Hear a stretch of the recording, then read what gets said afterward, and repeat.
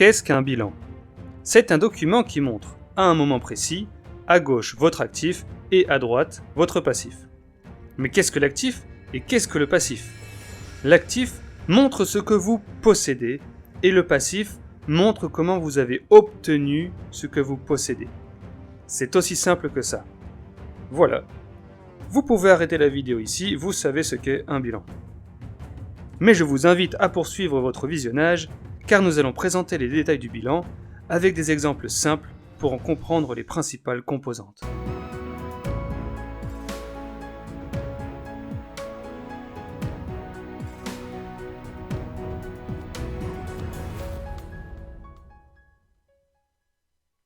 Pour notre premier exemple, nous allons regarder le bilan de Jean, du 12 juillet 2024 à midi.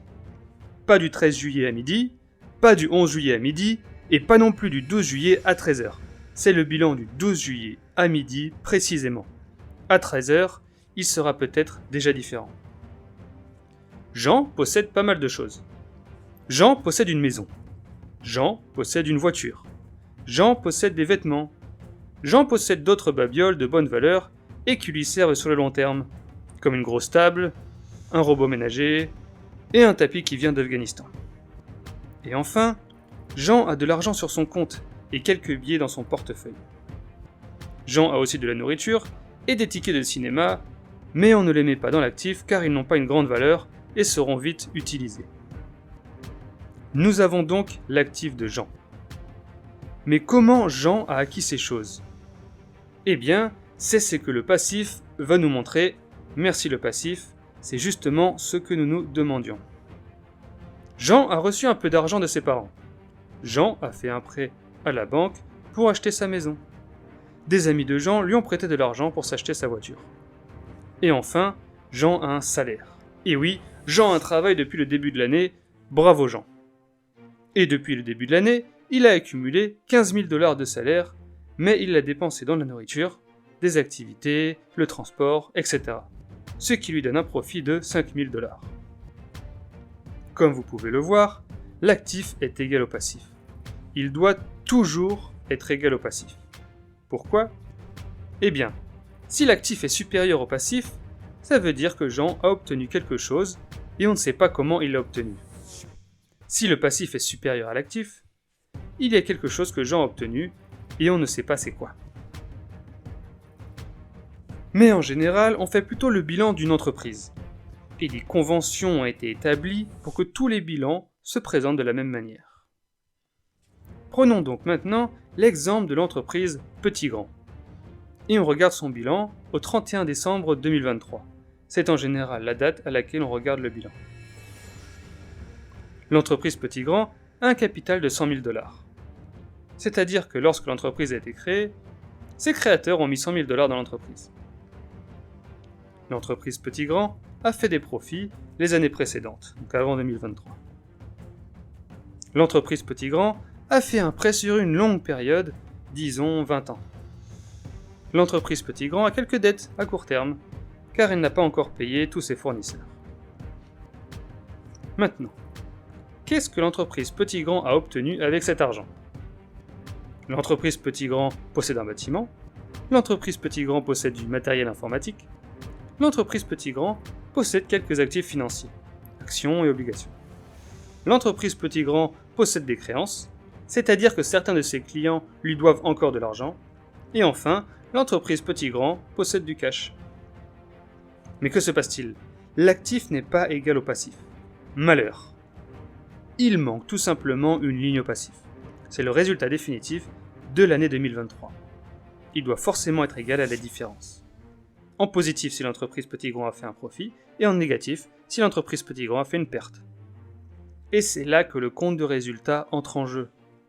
Le compte de résultat est un document qui montre la différence entre les revenus et les charges sur toute l'année.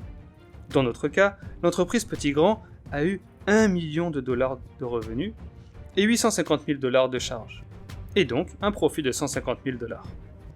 Et on a bien notre actif qui est égal à notre passif. Vous comprenez maintenant les bases du bilan. Mais d'autres questions se posent. Nous allons poser ici les principales problématiques. L'entreprise Petit Grand paie sa dette régulièrement, et paie des intérêts.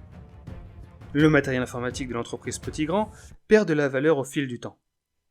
Certains clients ne paieront jamais leurs factures. Comment peut-on refléter tout cela ? En ce qui concerne la dette, celle-ci diminue effectivement au passif, au fur et à mesure que l'entreprise Petit Grand la paie. Comment cette diminution est-elle compensée ? Tout simplement en diminuant le cash à l'actif. Disons que la dette valait 1 500 000 $. On a payé 75 000 $ en 2023, et la dette vaut donc maintenant 1 425 000 $. Et le cash a diminué de 75 000 $.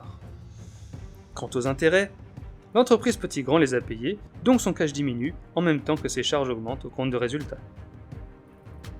En ce qui concerne le matériel informatique, il perd de la valeur au fil des années. On va donc les amortir. Qu'est-ce que ça veut dire ? Eh bien, disons que vous achetez tout votre matériel informatique le même jour. Si vous le mettez en charge ce jour dans votre compte de résultat, vous allez forcément avoir une énorme perte sur le mois et l'année quand ça se passe. Alors que vous allez l'utiliser plusieurs années, disons 5 ans, ce qui correspond à peu près à sa durée de vie. On va donc prendre le montant total et le diviser par 5, puis par 12, et on va mettre ce montant en charge chaque mois pendant 5 ans. Mais pour représenter que l'on possède ce matériel, on va mettre le montant total à l'actif du bilan, moins le montant qui a déjà été compté dans le compte de résultat. Disons que l'on a obtenu ce matériel en juillet 2022 pour 300 000 $, eh bien, au 31 décembre 2023, on l'a déjà amorti sur 18 mois, et il vaut donc aujourd'hui 210 000 $. En ce qui concerne les clients qui ne vont pas payer, quand on commencera à avoir des doutes sur le paiement, on crée une autre section, créances douteuses, et quand on est sûr qu'ils ne paieront pas, on diminuera la créance à l'actif et on augmentera les charges au compte de résultat. Bien d'autres problématiques se posent, mais toutes les traiter prendrait beaucoup de temps. Maintenant vous allez me dire, mais cette vidéo n'a rien à voir avec l'histoire. Pourtant c'est une chaîne d'histoire. En fait, une prochaine vidéo traitera de l'histoire de la Fédérale Réserve. Et pour comprendre ses secrets, nous devrons regarder son bilan. Nous pensions donc que ce serait une bonne idée d'expliquer en amont ce qu'est un bilan, ce qui rendra notre prochaine vidéo plus compréhensible. Par contre, si vous avez aimé cette vidéo et que vous voulez en savoir plus sur le bilan, factures émises d'avance, charges constatées d'avance, taxes, etc., ou plus généralement sur la finance, fonds, banques, etc., n'hésitez pas à nous le dire en commentaire et nous nous ferons un plaisir de faire d'autres vidéos de ce type. En attendant, portez-vous bien et rendez-vous pour la prochaine vidéo.